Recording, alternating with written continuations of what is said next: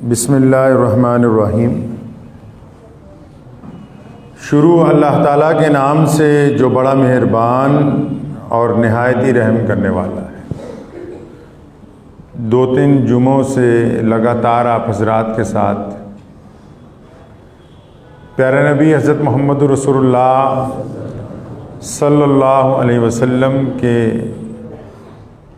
इखलाक़े हुस्ना के मुताल्लिक़ गुफ्तगू हो रही थी। कई मुद्दत से मेरे जहन में एक बात बार बार आती है और मैं ख़ुद भी उससे बहुत मरतबा मुतासिर होता रहता हूँ, तो सोचा आज उसी मौजू के ऊपर आपसे गुफ्तगू करें।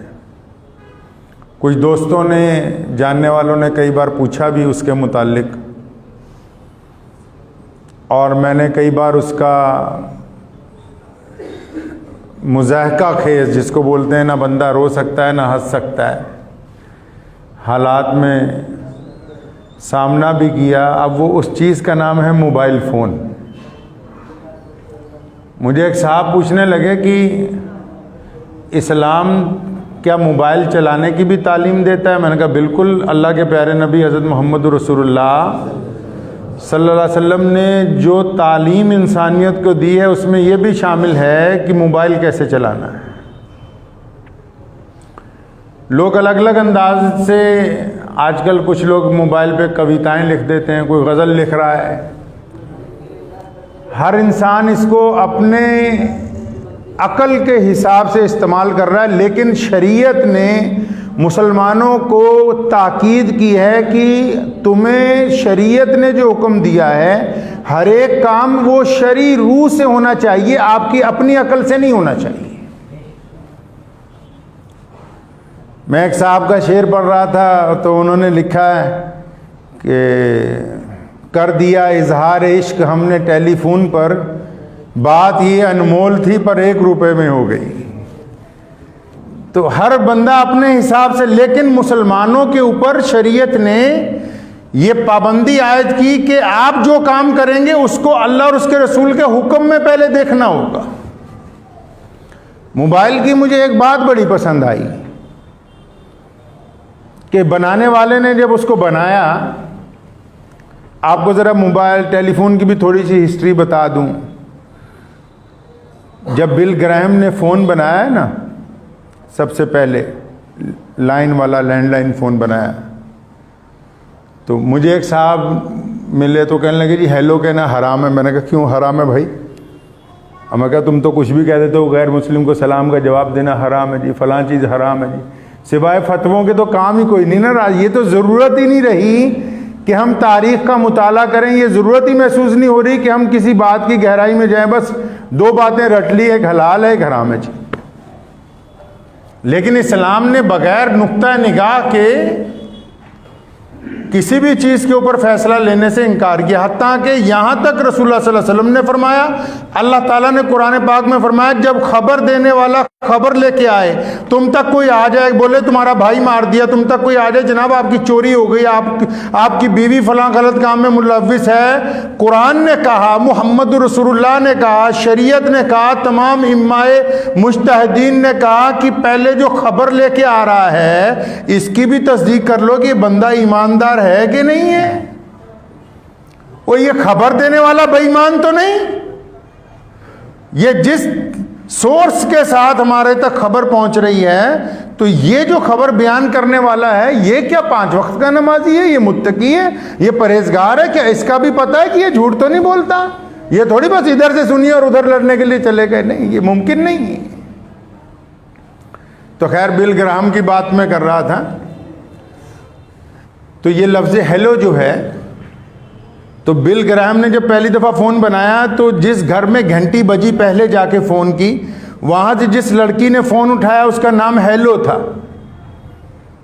जिस लड़की ने फ़ोन उठाया और वो बिल ग्राहम की मंगेतर थी, यानी उसकी होने वाली बीवी थी, तो उसने अपनी महबूबा का नाम फ़ोन पे लिया। हेलो मतलब हेलो बोल रही हो। ये उसकी मोहब्बत की निशानी है। किसकी? जिसने फ़ोन बनाया उसकी मोहब्बत की निशानी है लफ्ज़ के। उसने अपनी शरीके हयात के नाम इस लफ्ज़ को टेलीफोन के अंदर सबसे पहले इस्तेमाल किया। ये तो तारीखी बात आपको बता दूं इसलिए ताकि लोगों को ये पता हो कि जो लोग यहाँ बैठे हुए हैं मेंबर के ऊपर, वो सिर्फ उनको ये नहीं पता कि दीन में क्या हो रहा है, उनको ये भी पता है कि दुनिया के अंदर क्या हो रहा है।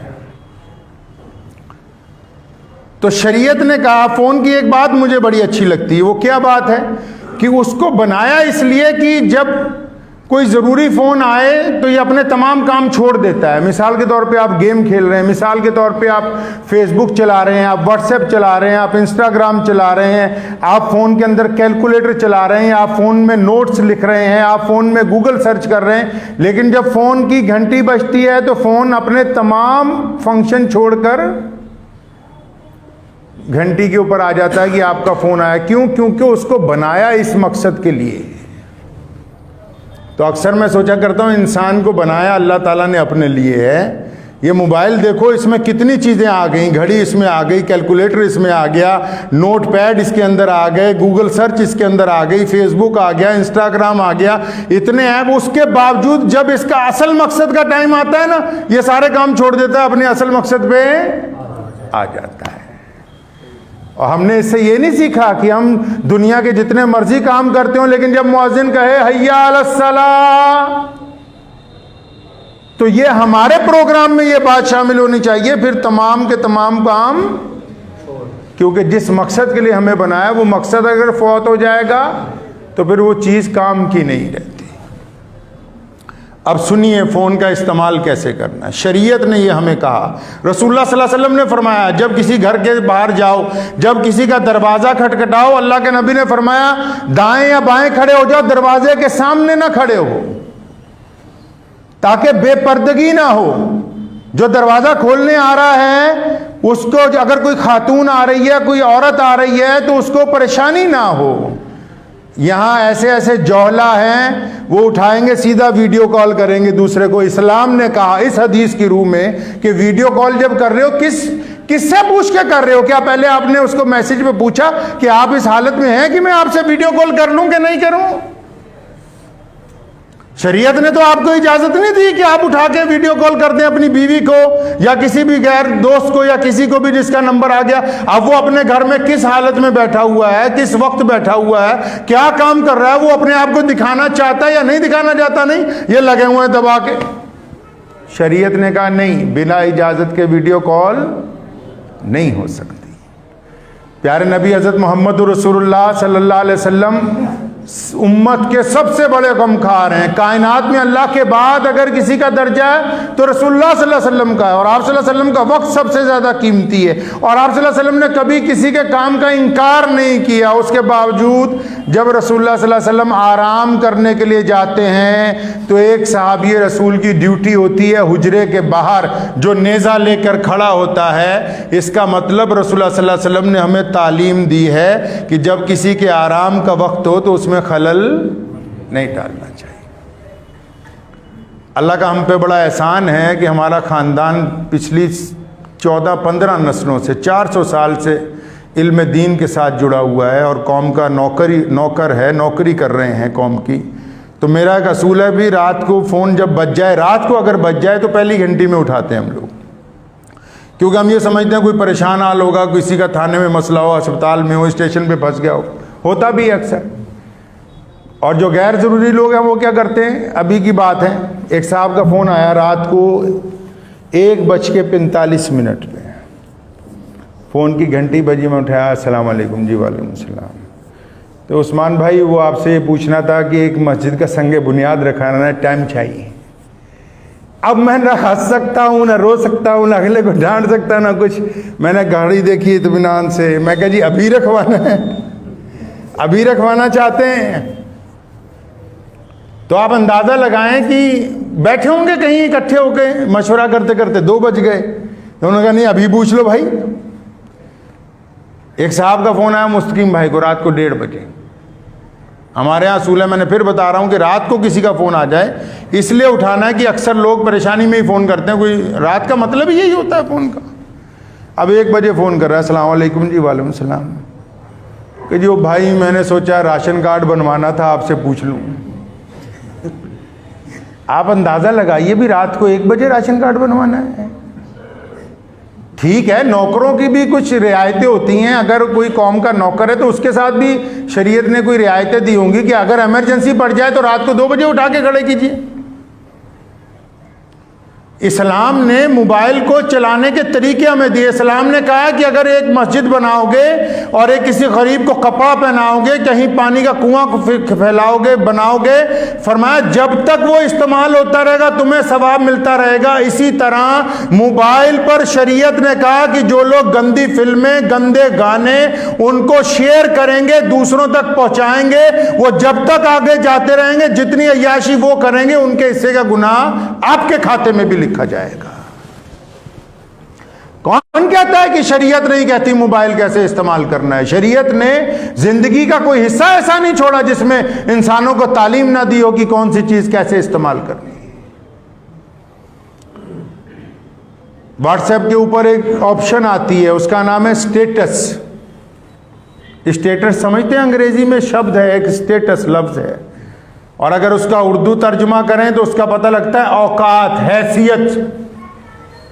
स्टेटस का अगर देसी जुबान में तर्जुमा करें ना, आप कहते हैं तेरी क्या औकात है, मतलब तुम्हारा क्या स्टेटस है। अब कोई नाचने वालियों की तस्वीरें लगा रहा है, कोई गंदे गाने लगा रहा है, यानी आप दूसरे को बता रहे हैं भी हमारा स्टेटस तो ये है, देख लो।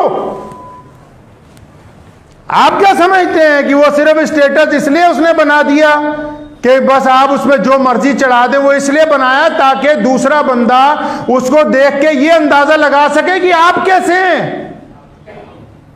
वो स्टेटस की ऑप्शन इसलिए मोबाइल वाले ने बनाई है ताकि जिन लोगों के पास आपका नंबर है वो ये समझ सके इस बात को कि भाई ये बंदा कैसा है, ये ईमानदार है, दीनदार है, बेईमान है, गुंडा है, अय्याश है, रियाकार है, कैसा है ये बंदा। अब हम बताते हैं उसको। फिर जो दयानतदार हैं, ईमानदार हैं, वो अल्लाह और रसूल की बातें लगाएंगे। जिनको ज्यादा फिल्में देखने का शौक है वो अपनी फिल्में लगाएंगे। जिनको फाहिशा औरतें दिखाने का शौक है वो गंदी चीजें लगाएंगे। तो बताते हैं कि ये हमारी औकात है जनाब।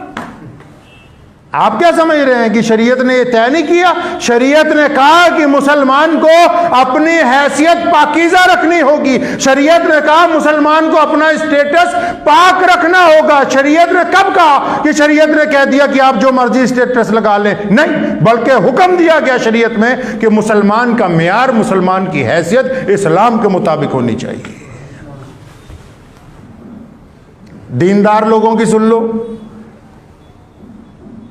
और सुबह फजर में ही फोन करने लगेंगे दूसरों को। अब जो नहीं उठा रहा अपने पास से बैठे फतवे दे रहे हैं, अच्छा फजर में उठाया नहीं फोन, सो रहा होगा ये मौलवी। अल्लाह अकबर।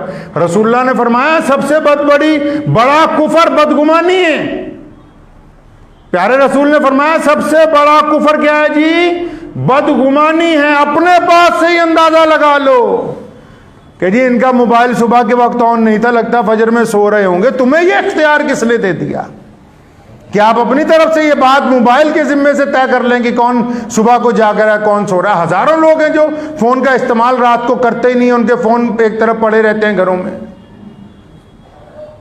तो शरीयत ने तो हमें कहा, अब हम किसी को फोन कर रहे हैं, मेरे साथ तो अक्सर ऐसा ही होता है। अब किसी साहब का फोन आ रहा है, अब हम तकरीर कर रहे हैं, अगले ने 5 फोन कर दिए और सोचेगा यार पता नहीं ये मौलवी अकड़ी रहा, फोन ही नहीं उठा रहा। भाई ये अकल नहीं दी अल्लाह करीम ने। शरीयत ने सिखाया नहीं किसी के घर का दरवाजा खटखटाओ, नहीं आ रहा दोबारा खटखटाओ, नहीं आ रहा तिबारा खटखटाओ, नहीं आ रहा तो चले जाओ फिर दोबारा आना। इसका मतलब घर में कोई नहीं, इसका मतलब घर वाले आराम कर रहे हैं, इसका मतलब वो किसी ऐसे जरूरी काम में है कि बाहर वाले का दाखला अच्छा नहीं समझते। तो ये दबादब दरवाजा तोड़ने पे लगा हुआ है। दबादब एक दफा फोन काट रहे हैं, फिर मिला रहा है, फिर काट रहे हैं, फिर मिला रहा है, फिर काट रहे हैं, फिर मिला रहा है। अल्लाह अकबर। क्या शरीयत ने ये तालीम नहीं दी है कि किसी का दरवाजा एक दफा खटखटाया अब अगला नहीं चाहता कि इस वक्त आप उसके घर में दाखिल हो? लोग दूसरे को देख रहे हैं, रात को अगर कोई ऑनलाइन है दे जी धड़ाधड़ फोन कर रहे हैं, अगला अपना काम कर रहा है। बेशुमार काम आजकल जो हैं वो सिर्फ ऑनलाइन ही निपटाए जा सकते हैं। वो अपने काम में मगन है कि किसी तरह काम कंप्लीट हो जाए। अब इधर जिसने देख लिया कि अच्छा ऑनलाइन है वो धड़ाधड़। एक साहब का रात को मुझे, मैं किताब अक्सर लिखने का इरादा, अल्हम्दुलिल्लाह आपकी दुआओं से कई किताबें अब तक लिख चुका हूँ, तो अक्सर रात को लिखता हूँ तो ऑनलाइन जो चीज़ें ढूंढनी होती है। एक साहब का 2:30 बजे फ़ोन आया अलीगढ़ से, तो मैंने उन्हें पूछा भाई क्या बात हो गई, 2:30 बजे खैरियत है? नहीं जी वैसे ही मैंने सोचा आप ऑनलाइन आपसे बात करूं। मैं कहा आपके लिए तो नहीं मैं ऑनलाइन हुआ, आपके लिए तो नहीं हुए हैं, जान ना पहचान मैं तेरा मेहमान। शरीयत ने यह सिखाया नहीं है, शरीयत ने बाकायदा आदाब सिखाए हैं कि किस वक्त किसके घर जाना है, आराम के वक्त का ख्याल रखना है। अल्लाह के रसूल सल्लल्लाहु अलैहि वसल्लम रात को तहज्जुद के लिए उठते थे। अम्मी आयशा रज़ियल्लाहु अन्हा फरमाती हैं कि इस प्यारे रसूल सल्लल्लाहु अलैहि वसल्लम जूता नहीं पहनते थे कि इबादत मैं उठूंगा तो आयशा को तकलीफ होगी। आप समझे रसूलुल्लाह सल्लल्लाहु अलैहि वसल्लम ने दूसरे की नींद का कितना बड़ा एहतराम किया है। रात की बात है, 12:15 बजे एक साहब का मेरठ से मुझे फ़ोन आया। अब मैं समझा पता नहीं इस वक्त क्या इमरजेंसी होगी। सलाम अलैकुम जी। वालेकुम। कहते हैं मौलाना उस्मान साहब बोल रहे हैं? मैं कहा जी बोल रहा हूँ जी, जलसे का टाइम चाहिए था। अभी आप मेरा फ़ोन चेक कीजिए, रात के 12:15 बजे का मैं किस्सा आपको सुना रहा हूँ। शरीयत ने मुसलमानों को अहकामात दिए हैं, इस्लाम ने हर चीज को चलाने का हुक्म दिया है। ये ऐसा मुमकिन नहीं है कि मुसलमान अपनी मर्जी से हर बात को तय करने लगे। फिर आजकल एक ऑप्शन आ गई है लाइव की, अब जो दिल चाह रहा है वही दिखा रहे हैं, जो मुंह में आ रहा है वो बोल रहे हैं। नहीं, इस्लाम ने हुक्म दिया कि अपनी जुबान को काबू में रखो, शरीयत के मुताबिक बोलो। ये बात तय होनी चाहिए कि आप सच्चाई दिखा रहे हैं कि झूठ दिखा रहे हैं। झूठ दिखाने वाले जब तक वो झूठ चलता रहेगा गुनाह मिलता रहेगा। आज बड़े बड़े टीवी चैनल झूठ बोल रहे हैं, लोग उनको बाहर में बुरा कह रहे हैं, तो क्या फायदा? पता है कि इज्जत जो है नीलाम हो जाएगी आप अगर कोई गलत काम करेंगे। मोबाइल के अंदर एक ऑप्शन है पासवर्ड लगाने की। अब वो हम अक्सर देखें मोबाइल तो हम लोगों को आदत ही नहीं कि कभी उसमें पासवर्ड लगाएं। बाज़ लोगों का मोबाइल किसी दूसरे के हाथ में चला जाए तो उसका सांस ही अटक जाता है। ऐसा कारनामा क्यों करना चाहते हैं आप कि आपका मोबाइल अगर बीवी पकड़ ले, बच्चे पकड़ लें तो आपको परेशानी होनी शुरू हो जाए कि वो चीज़ ना देख ले, वो चीज़। इसका मतलब कि अभी आप ईमान के अंदर कामिल नहीं हुए। घर में ही, घर वालों के लिए ही अगर मोबाइल में पाबंदी लगा दी गई है तो इसका मतलब आप जरूर कोई ऐसा काम कर रहे हैं जो शरीयत की रूह से आप अपने घर वालों से छुपाना चाहते हैं। तो फिर ऐसे गुनाह करने का क्या फायदा कि जिनके आया होने से आपकी बेइज्जती होती हो? कब कहा शरीयत ने कि आप ऐसा काम करें? अगर आप मोबाइल पर पासवर्ड ना लगाएं, उसको लॉक ना करें, कल को खुदा ना खास्ता किसी ने कहा है ना कि घर से निकलो तो पता जेब में रख कर निकलो, हादसा बेजुबान होता है। घर से निकलो तो पता जेब में रख के निकलो, हादसा बेजुबान होता है। अब लोगों ने इतने कोड लगा रखे हैं, किसी का एक्सीडेंट हो जाता है, कोई सड़क पे पड़ा मरा हुआ, अब हम जैसा कोई राहगीर मोबाइल लेके उसमें सिर खपाई कर रहा है। अब वो खुलेगा तो इसके घर वालों को फोन कर रहे हैं ना, जनाब ये हादसा हो गया, अस्पताल ले जा रहे हैं, आ जाओ भाई। आप अंदाजा लगाएं कि ये अपनी मर्जी से चलाने की चीज नहीं है। और खासकर मुसलमानों को कहता हूं, फेसबुक पे, व्हाट्सएप पे लोग मशहूर होने के लिए किसी दूसरे मजहब के खिलाफ लिखने लगते हैं, किसी मजहबी शख्सियत के खिलाफ लिखने लगते हैं। वो आपको आपकी हैसियत जताती हैं ये चीजें कि आपकी ज़हनियत कैसी है। आपका फेसबुक अकाउंट, व्हाट्सएप का स्टेटस ये तय करता है कि आप क्या हैं। आपके दिल में नफरत है कि अच्छाई है, आप इंसानों के लिए खैरखां हैं कि इंसानियत के दुश्मन है, यह आपका मोबाइल तय करता है। मैंने अपने कई अजीज हमारे जानने वाले बड़े पुलिस अफसरान हैं, उनको अपना मोबाइल देकर कहा देखो जरा इसमें कि पासवर्ड नहीं लगा, जरा खोलो व्हाट्सएप, क्या इसमें किसी मजहब के खिलाफ कोई बात मिल जाए तो मुझे भी बताओ। यह क्या बात हुई कि हम चोरी छिपे लोगों के मजहब के खिलाफ पोस्टें डालते रहे और जब वो हमें मिल जाए तो फिर गले मिलते रहे? दोगले इंसान की शरीयत के अंदर कोई जगह नहीं है। इस्लाम ने मुसलमानों को पाबंद किया है हर उस काम के लिए जिनका ताल्लुक जिंदगी के साथ है। ये अपने ज़हन में रखें कि अगर आप मोबाइल चला रहे हैं तो उसको शरीयत के हुक्म के मुताबिक चलाना होगा। अगर आप मोबाइल को शरीयत के हुक्म के मुताबिक नहीं चलाते, अपनी मर्जी से चलाते हैं। सैयदना इमाम हुसैन रज़ियल्लाहु ताला अन्हु से किसी ने पूछा था, जनाब मुत्तकी बंदा कौन सा होता है, परहेजगार कौन होता है, अल्लाह का अच्छा बंदा कौन होता है, आप नेकोकार किसको समझते हैं? तो नवासे रसूल जिगर गोशा बतूल इब्ने अली करमुल्लाह वजहू हज़रत इमाम हुसैन रज़ियल्लाहु अन्हु ने फरमाया था, ऐदा दा नहीं जो शक्ल सूरत से बहुत बढ़िया मुसलमान नज़र आता हो, वो नहीं। फरमाया जिसकी तन्हाई पाक होती है वो अल्लाह का वली होता है। जिसकी तन्हाई पाक होती है, जो अकेला होता है, जब घर में, जब कमरे में अकेला होता है, जब बिस्तर पर अकेला होता है और फिर उसके दिमाग में कोई बुरा ख्याल आता है तो अस्तगफार पढ़ता है। अगर वो अकेले में मोबाइल पे गंदी चीजें देखता है, अगर अकेले में मोबाइल पे गंदी चीजें तलाश करता है और फिर उस गंद को अपने दोस्तों के साथ शेयर कर रहा है, तो इसका ईमान अभी कामिल नहीं हुआ। पीर वली जो है वो शक्ल सूरत से नहीं बनते, उनकी पहली दलील ये होती है कि उनकी तन्हाई पाक होती है। जरूरी तो नहीं है भी वली बनने के लिए पगड़ी सिर पे बांधी हो, वली करने के लिए चिट्टे कपड़े पहने हो, वली की लंबी दाढ़ी हो, ये जरूरी तो नहीं है। और शरीयत में ये पाबंदी तो नहीं लगाई गई। एक रिक्शा चलाने वाला भी वक्त का कुतुब और अब्दाल हो सकता है, पल्लेदारी करने वाला भी बहुत बड़ा अल्लाह का वली हो सकता है। जिनकी तन्हाई नापाक है वो किस तरह कह सकते हैं कि हम अल्लाह के वली हैं, हमारी दुआएं कबूल हो जाएंगी। और आज के वक्त सबसे बड़ी मुसीबत ही मोबाइल है। साथ में तन्हाई में हर बंदा सोच रहा है कि मैं इससे गुनाह कर लूं, मैं इससे गुनाहों को देख लूं। वो एक मिनट की लज्जत हमारे ईमान को छलनी कर रही है, हमारे ईमान को जाया कर रही है, हमारी नेकियों को तबाह कर रही है। और हासिल कुछ नहीं हो रहा, हासिल कुछ नहीं हो रहा। तो शरीयत ने हमें सिखाया है कि अगर आप तन्हा हो तो मोबाइल का इस्तेमाल गंदगी के लिए नहीं किया जा सकता। कौन कहता है कि ये जदीद तरीन चीजें इस्लाम से बाहर हैं? कुरान पाक की ये खूबी है, जैसे जैसे दुनिया आगे बढ़ेगी कुरान पाक अपने आप को मनवाता चला जाएगा दुनिया से। यही तो बात है कि दुनिया की बड़ी बड़ी हुकूमतें इस्लाम के मुखालिफ होने के बावजूद रोजाना इस्लाम में नए लोग कलमा ला इलाहा इल्लल्लाह मुहम्मदुर रसूलुल्लाह पढ़ के शामिल होते हैं। यही तो इस्लाम की खूबी है। इस्लाम अपनी इमारतों की वजह से, इस्लाम अपनी दौलत की वजह से, इस्लाम अपने खूबसूरत लोगों की वजह से, इस्लाम अपनी अफरादी कुव्वत की वजह से, इस्लाम अपने लबो लहजे की वजह से दुनिया में मशहूर नहीं है। इस्लाम अपने ठोस बुनियादी अकायद की वजह से दुनिया के अंदर मशहूर। तो हम जो इस्तेमाल कर रहे हैं, अब कई लोगों को बदगुमानी, अब मोबाइल नमाज में किसी का बच जाता है। अव्वल तो बहुत सारे लोग कोशिश करते हैं नमाज में मोबाइल ना लेके आए, जो ले आते हैं वो साइलेंट कर देते हैं। अब नमाजी का ईमान देखिए, हमने नियत बांधी, अब किसी एक बंदे का मोबाइल बच गया।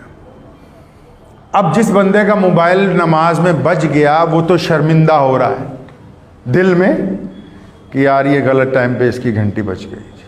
ठीक है जी, अब वो साथ वालों का ईमान कैसे नापा जाएगा? उसको तो शर्मिंदगी हो गई, वो तो चलो अल्लाह के हुजूर पास हो गया, चाहे घंटी बच गई। साथ वाले अगर ये सोचते हैं कि सलाम फेरने के बाद इसका रगड़ा फेरेंगे, सलाम फेरने के बाद इसे बताएंगे कि तू मस्जिद में मोबाइल तेरा बजा कैसे। आप सोचिए, नमाज भी पढ़ रहे हैं और भाई की दुश्मनी का इरादा भी कर रहे हैं। नमाज की नियत बांधी हुई है और दिल में नफरत का इरादा भी पूरा। अब ये नफरत वाले सजदे कैसे कबूल होंगे? शरीयत ने कहा, हुजूर नबी अलैहिस्सलातु वस्सलाम का कायदा था, कभी किसी काम में जल्दबाजी नहीं की। हज़रात सहाबा किराम रज़ियल्लाहु तआला अजमईन फरमाते हैं कि एक मर्तबा की बात है कि प्यारे नबी सल्लल्लाहु अलैहि वसल्लम फजर की नमाज के लिए आते हैं तो बिलाल गायब होते हैं रज़ियल्लाहु तआला। फरमाते हैं कि हम लोग भी टाइम पे पहुंच जाते हैं, अब बिलाल आए तकबीर कहें तो रसूलुल्लाह मुसल्ले पर जाएं।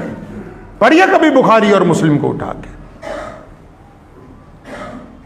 लगातार कई दिन तक हज़रत बिलाल 5 मिनट लेट, कभी 10 मिनट लेट, कभी 15 मिनट लेट, कभी 2-4 मिनट लेट, बाद में आते हैं दौड़ते दौड़ते और आते हुए तकबीर कहते हैं, तब जमात खड़ी होती है। रसूलुल्लाह सल्लल्लाहु अलैहि वसल्लम ने कभी नहीं पूछा कि बिलाल कहाँ देरी हो गई। आजकल तो अगर इमाम 1 मिनट लेट हो जाए है जी, और या मुअज्जिन 1 मिनट लेट हो जाए तो बस, तो मस्जिद कमेटी वाले तो ऐसे तूफान उठा लेंगे जैसे पता नहीं बहुत बड़ी कोई हादसा ही हो गया, क़यामत ही आने वाली थी 2-4 मिनट में ही।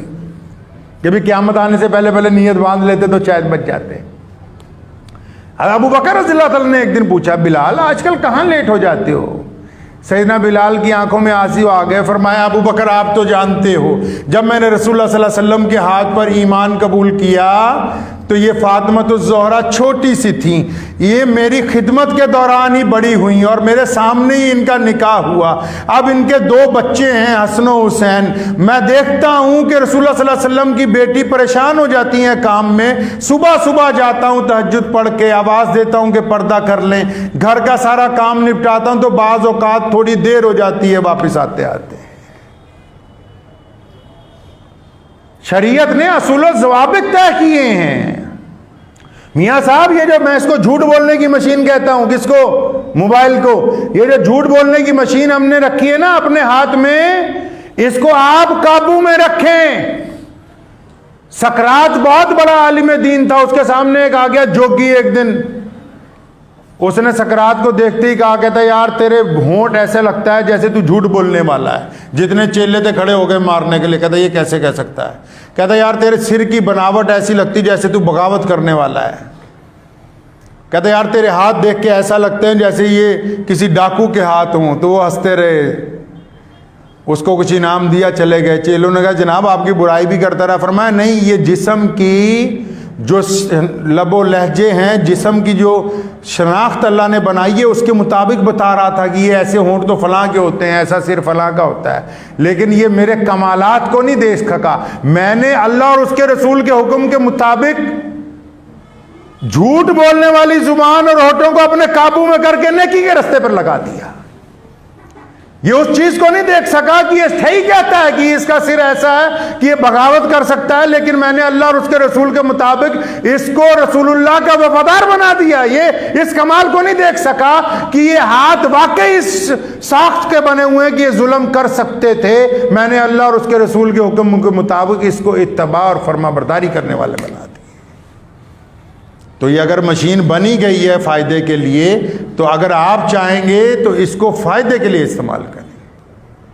आपकी मर्जी है कि इससे अब सदका जारिया करना है या गुनाह करने हैं। दबादब कोई नमा बंदा मोबाइल खरीद लेता है ना, मल्टीमीडिया आजकल आए, वो सोचता है जितने मैसेज हैं सारे उस्मान भाई को भेज दो, पता नहीं उन्होंने पढ़े होंगे कि नहीं पढ़े होंगे। 1 मैसेज, 2 मैसेज, 4 मैसेज, 500 मैसेज एक बंदा भेज रहा है। अल्लाह के बंदे, ये तमाम चीज़ें शरीयत की रूह से अगर आप इस्तेमाल करेंगे तो आपका भी फ़ायदा है, दीन का भी फ़ायदा है, सेहत का भी फ़ायदा है और आपके स्टेटस का भी फ़ायदा है। लोगों को ये पता लगेगा कि आप कैसे हैं। और अगर आप इसको अपनी मन मर्जी के साथ चलाएंगे तो पहले तो आपका नुकसान है ज़ाती तौर पर, दुनिया का नुकसान है, फिर आखिरत का नुकसान है। ये खाते बंद नहीं होने वाले हैं। जो नापाक खाते, जो कई लड़के लड़कियां बने हुए हैं फेसबुक के ऊपर, ये खाते बंद नहीं होने वाले हैं। क़यामत वाले दिन वबाल बन के गले में लटक जाएंगे। तो बिल्कुल इस बात को तय रखें कि जदीद तरीन दौर की जो भी चीज़ें हैं वो शरीयत से बाहर बिल्कुल नहीं है। अगर मोबाइल भी चलाना है तो सीखें शरीयत ने मोबाइल चलाने के लिए कैसे फरमाया। शरीयत ने कहा कि अगर मोबाइल चलाना है बिला वक्त किसी को फ़ोन ना कीजिए। शरीयत ने कहा कि अगर कोई फ़ोन नहीं उठा रहा तो रुक जाइए, थोड़ी देर बाद फ़ोन कीजिए। शरीयत ने कहा कि किसी को वीडियो कॉल करनी है तो पहले मैसेज करके पूछें कि आपसे वीडियो कॉल हो सकती है कि नहीं हो सकती। शरीयत ने कहा कि स्टेटस जो लगाना है अगर आप दीनी तौर पर लगाएंगे तो आपकी शनाख्त दीनी होगी, बेईमानी के तौर पर लगाएंगे, अय्याशी का लगाएंगे तो आपके जिम्मे गुनाह डाल दिया जाएगा। शरीयत ने कहा है कि अगर आप बुरी चीजें शेयर करेंगे तो लोगों के दिलों को नुकसान पहुंचेगा, आप अच्छी बातें शेयर करेंगे तो आपके खाते के अंदर नेकी लिखी जाएगी। शरीयत ने कहा है कि आप अपनी फेसबुक अकाउंट के जरिए लोगों के दिलों को तकलीफ पहुंचाने के लिए किसी मजहब के खिलाफ लिखेंगे तो आप गुनहगार होंगे। शरीयत ने कहा कि अगर आप फेसबुक के जरिए लोगों को राहत पहुंचाने की बात करेंगे तो आपको इसका फायदा होगा इंशाअल्लाह। तो करेंगे इंशाअल्लाह। ये मुसीबत तो सबकी जेब में है कि नहीं? तो इससे बच के इसको दीन की तरफ लगाएं। दुआ कीजिए अल्लाह ताला मुझे भी और आप सबको भी इन बातों के ऊपर अमल की तौफीक अता फरमाए। वाखिर दावन अल्हम्दुलिल्लाहि रब्बिल आलमीन।